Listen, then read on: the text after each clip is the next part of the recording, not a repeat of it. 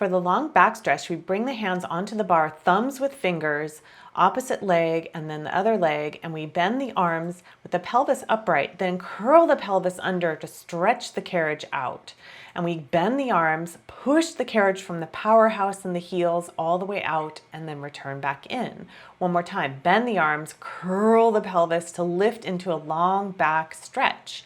Reversing the pelvis, we curl the pelvis to push the carriage out, come back in and bring the pelvis to upright to push up. Again, curl to press out, bring the pelvis to upright and come up. And last time, push it out, bring it in and lift with a straight, tall spine to come up and step off of the carriage.